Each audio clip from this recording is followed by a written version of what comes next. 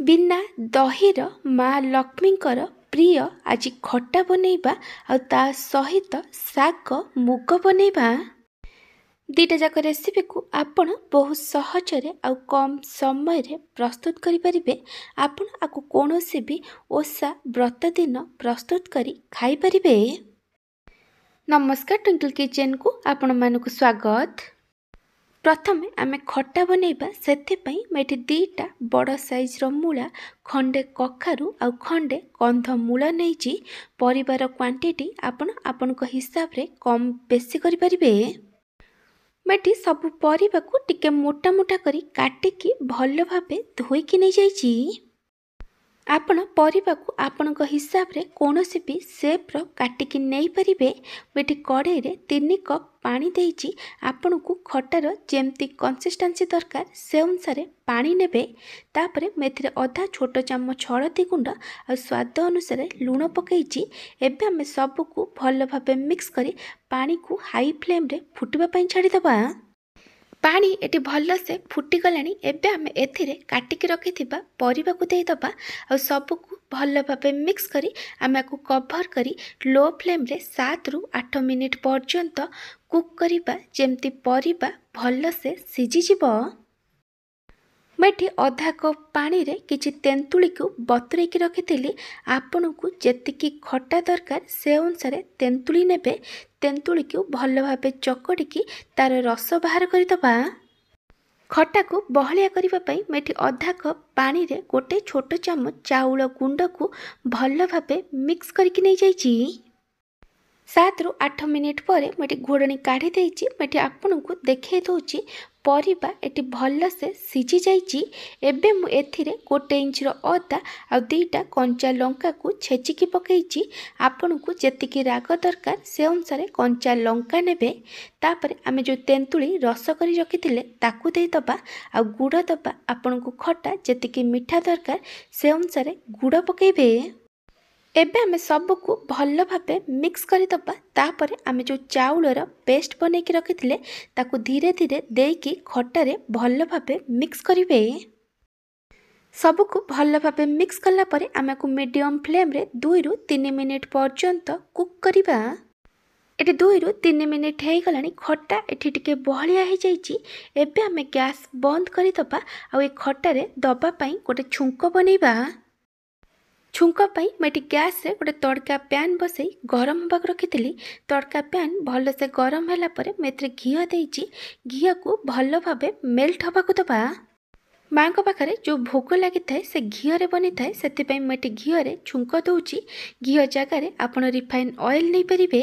घियो भल भाबे मेल्ट करी गला परे मेथरे 2टा सुखला लंका आ गोटे छोट चम्मच पंच फुटण देइची।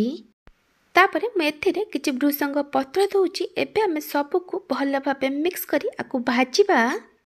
एठी पंच फुटण सुखला लंका भृसंग पत्र भल से भाजी जाईची। एबे आमे गैस बंद करी दबा।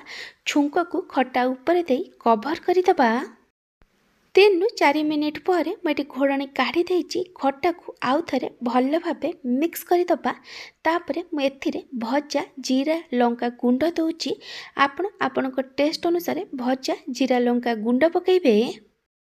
एबे हमें सब को आउ थरे भल भाबे मिक्स करी दबा। ए खट्टा एठी रेडी हे जाईची। सेकेंड रेसिपी स्टार्ट करबा पूर्वरु मु आपन को गोटे छोट रिक्वेस्ट करूची। जदि आपन को ए रेसिपी भल लागिबो ताला को लाइक करिवे, आपन को सांग मानक सहित शेयर करिवे। जदि एपर्यंत मो चैनल को सब्सक्राइब करि नाहंती ताला सब्सक्राइब करबा को जमार भूलिबेनी। पाखर था बेल आइकन ने ऑल नोटिफिकेशन ने क्लिक करिवे। एहा द्वारा मो जो वीडियो आसीबो आपन प्रथमे देखि परिबे। जदि फेसबुक रे देखुचंती ताला फॉलो करबा को जमार भूलिबेनी। शाग मुग बनैया पई मेठी 2 बिड़ा कोसिला शाग नैची आ ता सहित गोटे कप मुग डाली नैची आ किछि परिबा नैची। परिबारे मेठी बीन्स, कखारु, बैगण आ सारू नैची। आपण एथिरे कंचा कदली आ कंद मूल भी पकई परिबे। एथिरे आलू पड़ी न थाए। परिबा शाग मुग डाली रो क्वांटिटी आपण आपनक हिसाब रे कम बेसी करि परिबे। मुझे सब परिबा को छोट छोट करी काटिकी नैची, किंतु बैगण को टिके बड़ बड़ खंड करी काटिकी नैची। कारण बैगण बाकी परिबाठू जल्दी सिझी जाई थाए। ମୁଁ ଏଠି ଶାଗକୁ ଭଲ ଭାବେ ବାଛିକି ଗୋଟା 3 ରୁ 4 ଥର ଧୋଇଲା ପରେ ମୁଁ ଏଠି ଶାଗକୁ ଛୋଟ ଛୋଟ କରି କାଟିକି ନେଇଛି। ମୁଁ ଏଠି ଗ୍ୟାସରେ ଗୋଟେ କଡ଼େଇ ବସାଇ ଗରମ ହେବାକୁ ରଖିଥିଲି। କଡ଼େଇ ଭଲ ଭାବେ ଗରମ ହେଲା ପରେ ମୁଁ ଏଥିରେ ମୁଗ ଡାଲିକୁ ଦେଇଦେଇଛି।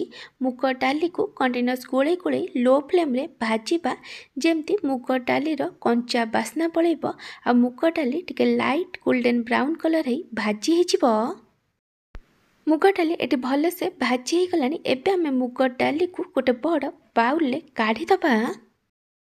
ମୁଁ ଏଠି କଡ଼େଇରେ 3 କପ୍ ପାଣି ଦେଇଛି। ଏବେ ଆମେ ଏଥିରେ 1/3 ଟେବୁଲ୍ ସ୍ପୁନ୍ ହଳଦୀ ଗୁଣ୍ଡ ଦେବା ଆଉ ସବୁକୁ ଭଲ ଭାବେ ମିକ୍ସ କରି ପାଣିକୁ ହାଇ ଫ୍ଲେମ୍ରେ ଫୁଟିବା ପାଇଁ ଛାଡ଼ିଦେବା।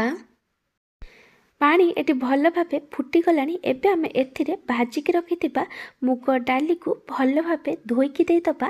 ତାପରେ ଆମେ ସବୁକୁ ଭଲ ଭାବେ ମିକ୍ସ କରି ଆମେ ଆକୁ କଭର୍ କରି ଲୋ ଫ୍ଲେମ୍ରେ 7 ରୁ 8 ମିନିଟ୍ ପର୍ଯ୍ୟନ୍ତ କୁକ୍ କରିବା, ଯେମିତି ଡାଲି 50 ରୁ 60% ପର୍ଯ୍ୟନ୍ତ ସିଝିଯିବ। 7 ରୁ 8 ମିନିଟ୍ ପରେ ମୁଁ ଏଠି ଘୋଡ଼ଣୀ କାଢ଼ି ଦେଇଛି। ଏବେ ଆମେ ଏଥିରେ କାଟିକି ରଖିଥିବା ସବୁ ପରିବାକୁ ଦେଇଦେବା ଆଉ ସ୍ୱାଦ ଅନୁସାରେ ଲୁଣ ପକାଇବା।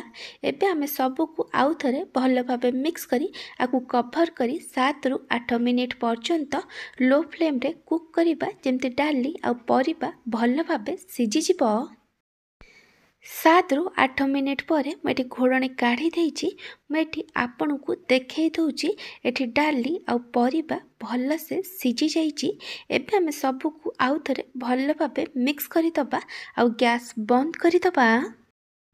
ମୁଁ ଏଠି ଗ୍ୟାସରେ ଗୋଟେ କଡ଼େଇ ବସାଇ ଗରମ ହେବାକୁ ରଖିଥିଲି। କଡ଼େଇ ଭଲ ଭାବେ ଗରମ ହେଲା ପରେ ମୁଁ ଏଥିରେ କିଛି ଘିଅ ଦେଇଛି। ଘିଅ ଭଲସେ ମେଲ୍ଟ କରିଗଲା ପରେ ମୁଁ ଏଥିରେ 2ଟା ଶୁଖିଲା ଲଙ୍କା ଆଉ ଗୋଟେ ଛୋଟ ଚାମଚ ଜିରା ପକାଇଛି। ଜିରା ଶୁଖିଲା ଲଙ୍କା ଭଲସେ ଭାଜି ହେଇଗଲା ପରେ ମୁଁ ଏଥିରେ 1 ଇଞ୍ଚର ଅଦା ଆଉ 2ଟା କଞ୍ଚା ଲଙ୍କାକୁ ଛେଚିକି ଦେଇଛି। ଆପଣଙ୍କୁ ଯେତିକି ରାଗ ଦରକାର ସେ ଅନୁସାରେ କଞ୍ଚା ଲଙ୍କା ନେବେ। ସବୁକୁ ଭଲ ଭାବେ ମିକ୍ସ କରି 1/2 ରୁ 1 ମିନିଟ୍ ପର୍ଯ୍ୟନ୍ତ ଫ୍ରାଏ କଲା ପରେ ମୁଁ ଏଥିରେ କାଟିକି ରଖିଥିବା ଶାଗକୁ ଦେଇ ଦେଉଛି। ଏବେ ଆମେ ସବୁକୁ ଭଲ ଭାବେ ମିକ୍ସ କରି ପ୍ରଥମେ ଆମେ ଆକୁ ହାଇ ଫ୍ଲେମ୍ରେ 1 ରୁ 2 ମିନିଟ୍ ପର୍ଯ୍ୟନ୍ତ ଫ୍ରାଏ କରିବା। ତାପରେ ଆମେ ଆକୁ କଭର୍ କରି ଲୋ ଫ୍ଲେମ୍ରେ 4 ରୁ 5 ମିନିଟ୍ ପର୍ଯ୍ୟନ୍ତ କୁକ୍ କରିବା, ଯେମିତି ଶାଗ ଭଲସେ ସିଝିଯିବ। 4 ରୁ 5 ମିନିଟ୍ ପରେ ମୁଁ ଏଠି ଘୋଡ଼ଣୀ କାଢ଼ି ଦେଇଛି। ଶାଗ ଏଠି ଭଲସେ ସିଝି ଯାଇଛି। ଏବେ ଆମେ ଏଥିରେ ସ୍ୱାଦ ଅନୁସାରେ ଲୁଣ ପକାଇବା। ଶାଗ ପାଇଁ ଯେତିକି ଲୁଣ ଦରକାର ସେତିକି ଲୁଣ ପକାଇବେ, କାରଣ ଆମେ ପରିବା ଆଉ ଡାଲି ସିଝାଇଲା ବେଳେ ସେଥିରେ ଲୁଣ ପକାଇଥିଲେ।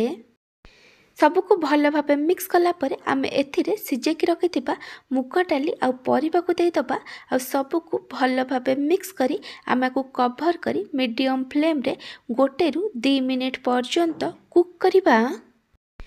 1 ରୁ 2 ମିନିଟ୍ ପରେ ମୁଁ ଏଠି ଘୋଡ଼ଣୀ କାଢ଼ି ଦେଇଛି।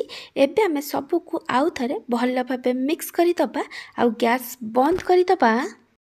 ଏବେ ମୁଁ ଏଥିରେ ଭଜା ଜିରା ଲଙ୍କା ଗୁଣ୍ଡ ପକାଉଛି। ଆପଣ ଆପଣଙ୍କ ଟେଷ୍ଟ ହିସାବରେ ଭଜା ଜିରା ଲଙ୍କା ଗୁଣ୍ଡ ପକାଇବେ। ଏବେ ଆମେ ସବୁକୁ ଆଉ ଥରେ ଭଲ ଭାବେ ମିକ୍ସ କରିଦେବା। ଶାଗ ମୁଗ ଏଠି ରେଡ଼ି ହେଇଯାଇଛି। ଯଦି ଆପଣଙ୍କୁ ଏ ଶାଗ ମୁଗ ଆଉ ଖଟାର ରେସିପି ଭଲ ଲାଗିଥିବ ତାହେଲେ ଲାଇକ୍ କରିବେ, ଆପଣଙ୍କ ସାଙ୍ଗମାନଙ୍କ ସହିତ ସେୟାର କରିବେ। ଯଦି ଏପର୍ଯ୍ୟନ୍ତ ମୋ ଚ୍ୟାନେଲକୁ ସବସ୍କ୍ରାଇବ୍ କରିନାହାନ୍ତି ତାହେଲେ ସବସ୍କ୍ରାଇବ୍ କରିବାକୁ ଜମାରୁ ଭୁଲିବେନି। ପାଖରେ ଥିବା ବେଲ୍ ଆଇକନ୍ରେ ଅଲ୍ ନୋଟିଫିକେସନ୍ରେ କ୍ଲିକ୍ କରିବେ। ଏହା ଦ୍ୱାରା ମୋ ଯେଉଁ ଭିଡ଼ିଓ ଆସିବ ଆପଣ ପ୍ରଥମେ ଦେଖିପାରିବେ। ଯଦି ଫେସବୁକ୍ରେ ଦେଖୁଛନ୍ତି ତାହେଲେ ଫଲୋ କରିବାକୁ ଜମାରୁ ଭୁଲିବେନି। Thank you for watching.